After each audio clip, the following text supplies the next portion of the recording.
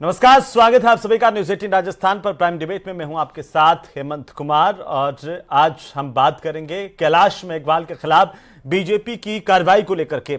आज का मुद्दा है सियासत गरमाई, कैसे होगी भरपाई। भाजपा ने दरअसल विधानसभा के पूर्व स्पीकर कैलाश मेघवाल को पार्टी से निलंबित कर दिया। दरअसल मेघवाल ने एक सभा में केंद्रीय कानून मंत्री अर्जुन मेघवाल पर गंभीर आरोप लगाए थे भ्रष्टाचार के। कैलाश मेघवाल ने प्रेस कॉन्फ्रेंस कर आज पार्टी के नोटिस को दिए गए जवाब को सार्वजनिक किया। कैलाश मेघवाल ने कहा कि मैं चुनाव लड़ूंगा और बीजेपी उम्मीदवार को हजारों वोटों से हराऊंगा। बीजेपी इस नुकसान की आखिरकार भरपाई कैसे करेगी, चुनावी साल में कैसे से निपटेगी। बीजेपी ने अनुशासनहीनता के खिलाफ सख्त संदेश दिया है और इसी मुद्दे पर आज करेंगे चर्चा, लेकिन पहले देखते हैं ये रिपोर्ट।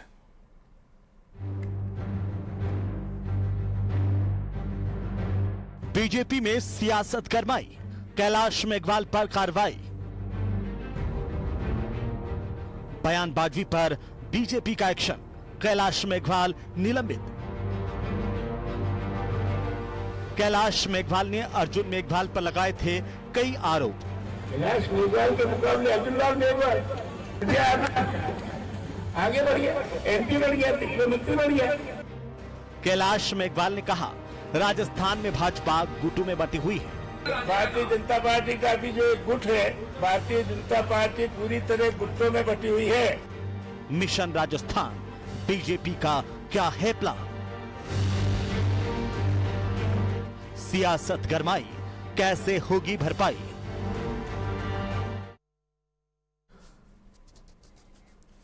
तो चुनावी साल है और चुनावी साल में नेताओं के बयानबाजी से लगाकर के हर एक छोटे से एक्शन से पार्टी प्रभावित भी हो सकती है और मुश्किलें खड़ी भी हो सकती है। ऐसे समय में कैलाश मेघवाल का बयान लगातार एक के बाद एक बीजेपी के खिलाफ और बीजेपी की कार्रवाई, इससे कांग्रेस को कितना फायदा होगा, कैलाश मेघवाल का अगला आखिरकार निशाना क्या हो सकता है या फिर अगला दांव उनका क्या होगा, राजस्थान में ये ऊंट किस करवट बैठेगा, इस पर सबकी निगाहें हैं। आज चर्चा करेंगे कैलाश मेघवाल बीजेपी के लिए कितने हानिकारक हो सकते हैं, कितना नुकसान पहुंचा सकते हैं, क्योंकि एक के बाद एक जिस तरीके से उनके बयान आए हैं प्रदेश में सियासी सरगर्मियों को तेज कर दिया। आज हमारे साथ खास मेहमान, सबसे पहले मैं आपका परिचय करवा दूं, पंकज मीणा हमारे साथ हैं, प्रवक्ता हैं भारतीय जनता पार्टी के स्टूडियो से, और साथ ही साथ प्रदीप चतुर्वेदी हमारे साथ हैं, कांग्रेस पार्टी के प्रवक्ता। हमारे साथ खास मेहमानों में योगेंद्र गुप्ता हैं, प्रवक्ता आम आदमी पार्टी के। महेश शर्मा वरिष्ठ पत्रकार के तौर पर हमारे साथ ज्वाइन हो रहे हैं। साथ ही साथ निरंजन पोद्दार हमारे साथ है, राजनीतिक विश्लेषक के तौर पर। सबका बहुत स्वागत है। सबसे पहले बीजेपी की रिएक्शन के साथ शुरुआत करेंगे और बीजेपी कैसे देख पा रही है कैलाश मेघवाल को, उनके बयानों को। और पंकज जी, सबसे बड़ा सवाल तो यह है कि पार्टी के भीतर गुटबाजी हो गई है। कैलाश मेघवाल कह रहे हैं कि बाहर से आयातित नेता जो हैं वो नेतृत्व कर रहे हैं और ऐसे में पार्टी का बंटा धार होना तय है। आपका रिएक्शन क्या है? मुझे समझ में नहीं आया कि बाहर से आए हुए नेता का क्या मतलब है उनका, ये तो खैर वो ही बता पाएंगे ज़्यादा अच्छा। परंतु भारतीय जनता पार्टी के नेतृत्व के ऊपर उन्होंने प्रश्न खड़े किए तो उनको एक बार निलंबित कर दिया गया है और निलंबित करने के साथ ही उनको नोटिस दिया गया है। तो भारतीय जनता पार्टी ने शुरुआती तौर पे इसको अनुशासनहीनता मानते हुए अनुशासन समिति को कार्रवाई करने के लिए भी भेजा है कि अनुशासन समिति इसकी जांच करेगी और जांच करने के बाद जो उपयुक्त होगा वो अपनी रिपोर्ट देगी।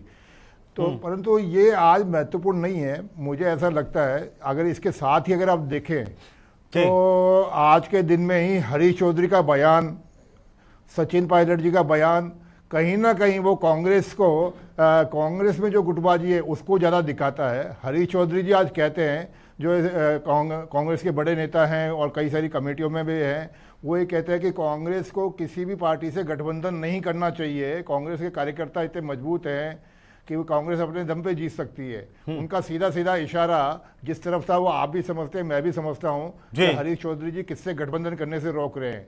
साथ में अगर आप देखें तो सचिन पायलट साहब का बयान और भी महत्वपूर्ण है। उन्होंने, सचिन पायलट साहब ने आज बयान दिया कि मुख्यमंत्री कौन बनेगा ये तो बाद में, चुनाव जीतने के बाद में विधायक दल की मीटिंग में और हमारा आला कमान तय करता है।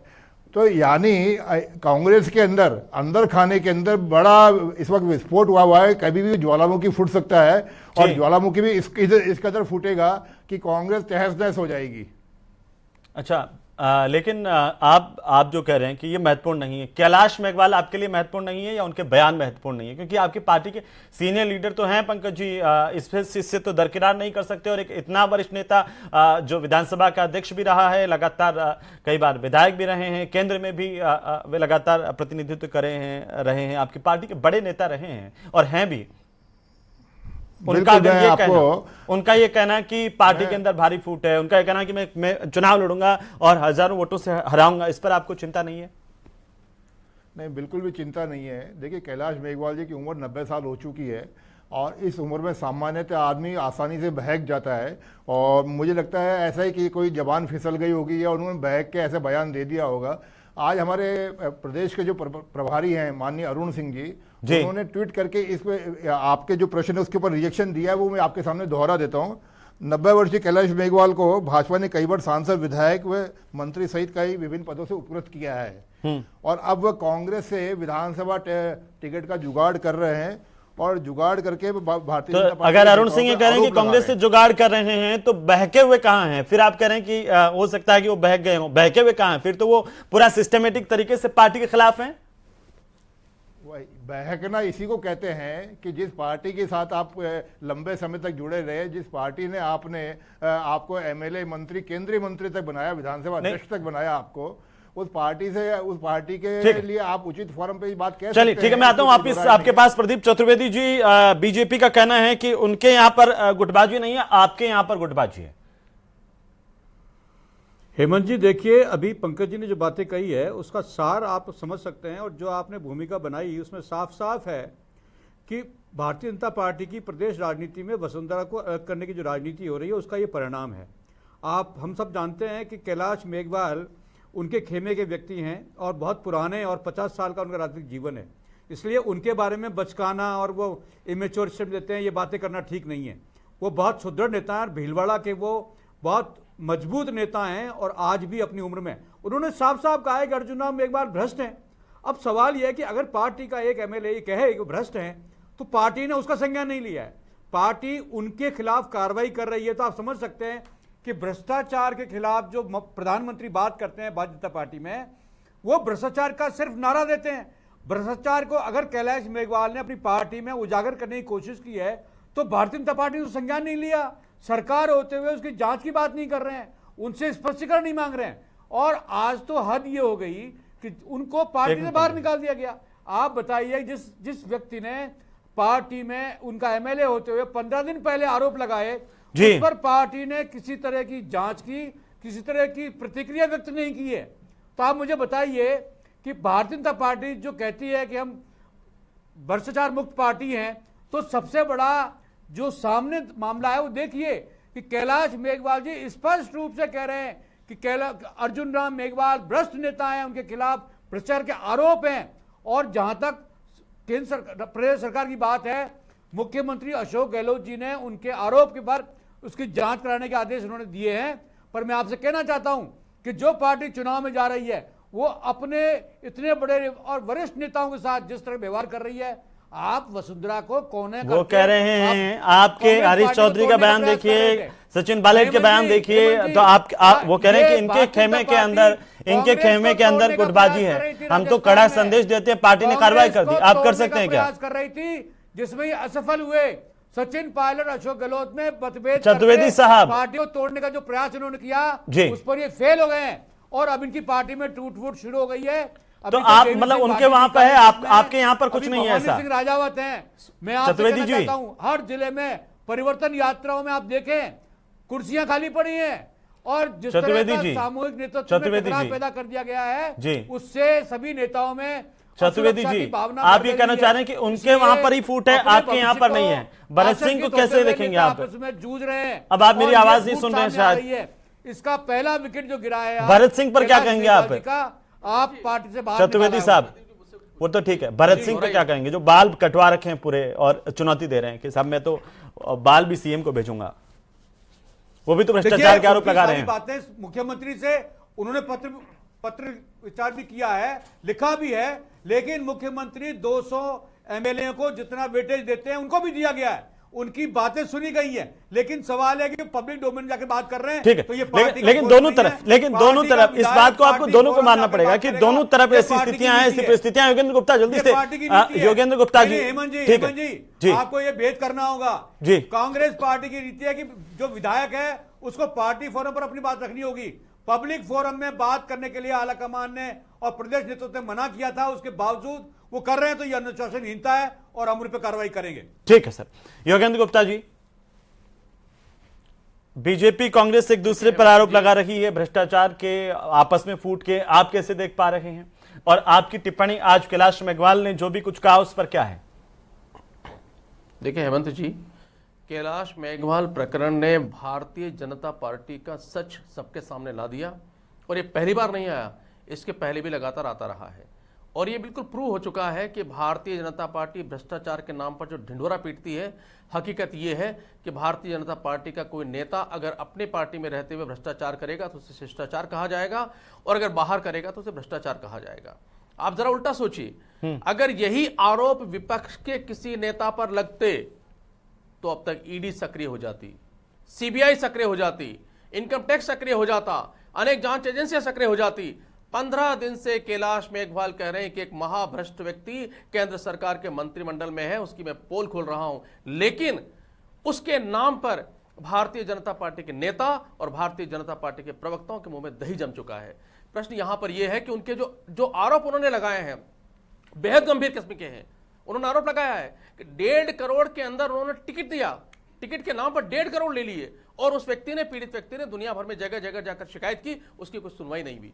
उन्होंने आरोप लगाया कि चूरू के कलेक्टर रहते हुए वीरंगना कोटे की जो जमीन थी उन्होंने गलत तरीके से आवंटित कर दी, एसीबी में बाकायदा केस हुआ, दबाव में एफआईआर लग गई, और कोर्ट ने कहा कि दबाव में एफआईआर लगाई गई है। ठीक है, उन्होंने साफ साफ कहा है कि उन्होंने, देखिए वो, लेकिन मेरा एक छोटा सा सवाल, उसके बाद मैं आगे बढ़ूंगा। मेरा छोटा सा सवाल है, योगेंद्र जी, आप अपनी संभावनाएं देख पा रहे हैं क्या बीजेपी कांग्रेस में जैसे बयान आ रहे हैं? आपको लगता है कि कोई फायदा होगा राजस्थान में आपको? जी, मैं नहीं, फायदे की बात नहीं है, हम लगातार, और मैं भी भ्रष्टाचार के आरोप तो फिर आप पर भी लगे हुए हैं, है ना? नहीं, देखिए, हम अगर आप हमारे ऊपर जो भ्रष्टाचार के आरोप लगे, हमारे दोनों नेताओं की बात कर रहे हैं, तो आप बहस कर सकते हैं उसके ऊपर। नहीं, मैं इस पर बहस नहीं कर रहा हूं, मैं सिर्फ आपको बता रहा हूं कि आप जब भ्रष्टाचार की बात कर रहे होते हैं, चाहे बीजेपी भी इस तरह से बात करती है तो आप आरोप लगाते हैं, या कांग्रेस करते हैं तब आप आरोप लगाते हैं, तो वो आप पर भी इसी तरह के आरोप लगाते हैं बार बार। तो मैं आपको याद दिला रहा हूं कि भ्रष्टाचार पर जब भी आप बात कर रहे हैं, गुटबाजी पे आप बात कर रहे हैं। आप एक बात समझिए, एक बात आप समझिए जी, भारतीय जनता पार्टी और कांग्रेस के लोग जब एक दूसरे पर आरोप लगाते हैं तो एक तरह से वो एक दूसरे की पोल खोल देते हैं, और उससे यह स्पष्ट हो जाता है कि राजस्थान की जो अस्मिता है, आज देखिए राजस्थान में 2 ही दलों का शासन रहा है। राजस्थान में कोई भी समस्या है, किसी भी तरह की तकलीफ है, कोई भी अराजकता है, उसका दोषी कौन है? या तो भाजपा है, कांग्रेस, दोनों को मौका मिला है, हमें तो मौका मिला नहीं।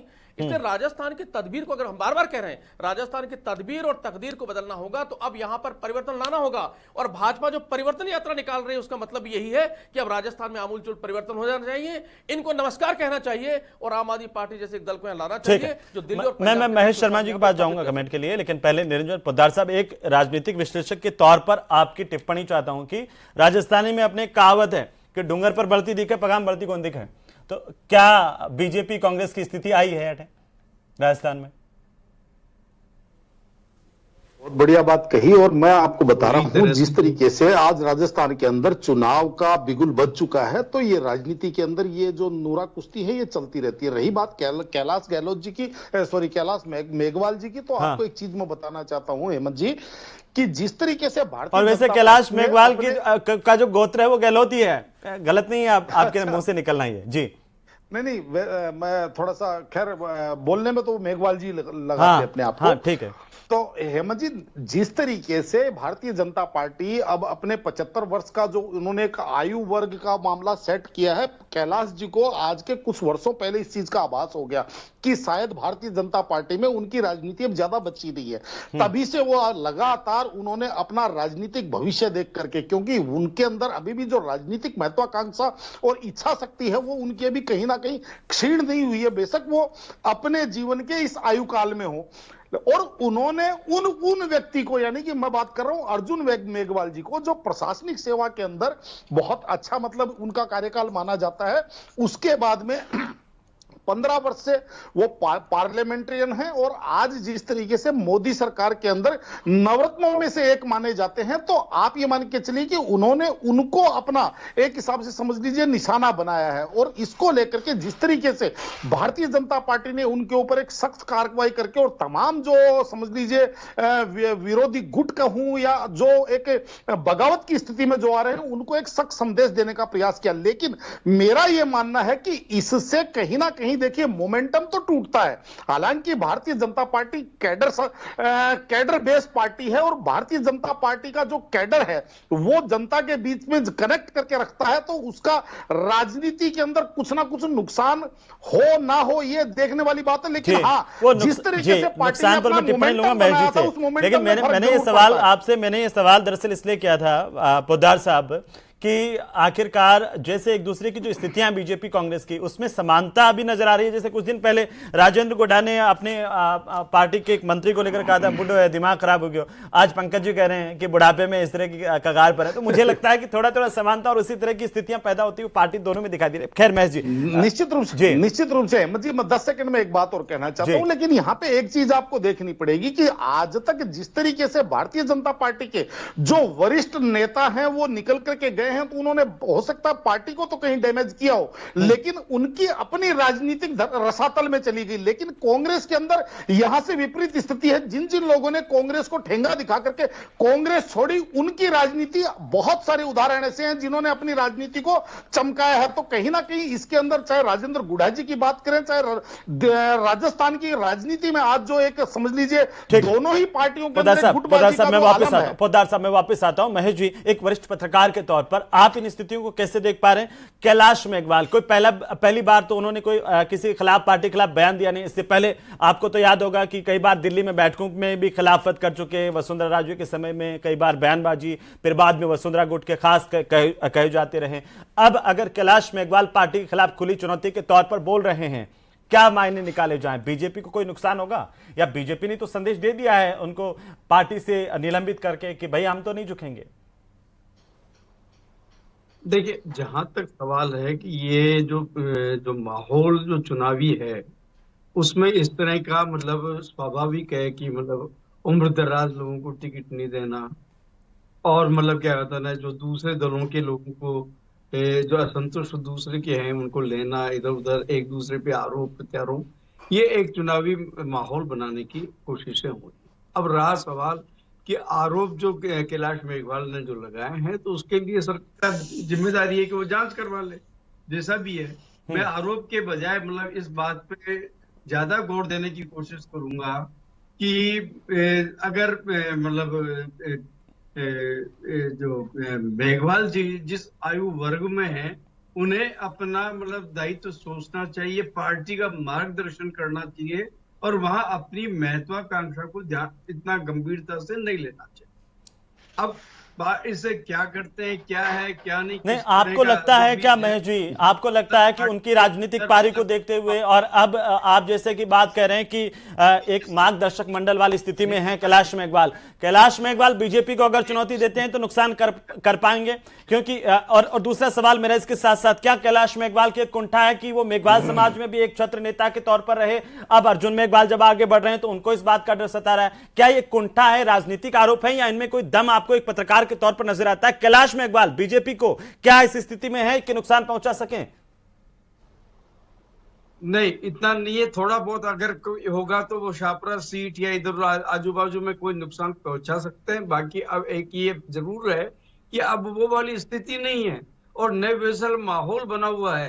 अब नए जनरेशन आ रही है, तो ये करना चाहिए कि नए लोगों को आगे ला करके पार्टी अपने अनुभव से उनको लाभ देने की कोशिश करनी चाहिए, जबकि वो कई महत्वपूर्ण पदों पर रह चुके हैं। और ये आश्चर्य तो इस बात का है कि आज वसुंधरा खेमे की बात कर रहे हैं, उपेक्षा की बात कर रहे थे, और यही व्यक्ति हैं जिन्होंने मतलब वसुंधरा पे पिछली बार मतलब जो चुनाव हुए उन पे आरोप लगाए, गंभीर आरोप लगाए थे। जी, ये उनका व्यक्तित्व भी तो देखना चाहिए, पृष्ठभूमि देखनी चाहिए। और नई पीढ़ी को आगे लाने का प्रयास ठीक है पंकज जी लेकिन जल्दी से मैं जवाब चाहता हूं कि एक कांग्रेस पार्टी ने भी आरोप लगाए हैं और अभी महेश जी भी कर रहे थे कि अगर आप जब भ्रष्टाचार के खिलाफ बात करते हैं या कांग्रेस पर आप जब आरोप लगाते हैं कि कांग्रेस भ्रष्टाचारी पार्टी, तो आपके अपने इतने सीनियर इतने वरिष्ठ विधायक, पूर्व विधानसभा अध्यक्ष और पूर्व मंत्री वो अगर भ्रष्टाचार का आरोप लगाते हैं तो आपसे क्यों नहीं कहा गया कि जांच करवानी चाहिए? या आपको लगता है कि ये जो पूरा बवाल खड़ा किया कैलाश मेघवाल ने, इसकी भरपाई होगी कैसे आखिर? नहीं, इससे किसी प्रकार का हमको नुकसान होने वाला नहीं है, इसलिए भरपाई की कोई चिंता वाली बात नहीं है। पर जहां तक बात है कैलाश मेघवाल साहब के आरोपों की, ये आरोप ज्यादातर उस वक्त के हैं जब अशोक गहलोत जी पहली बार मुख्यमंत्री बने थे, यानी कि 1998 से लेकर 2003 के आसपास के, उस 5 साल के हैं।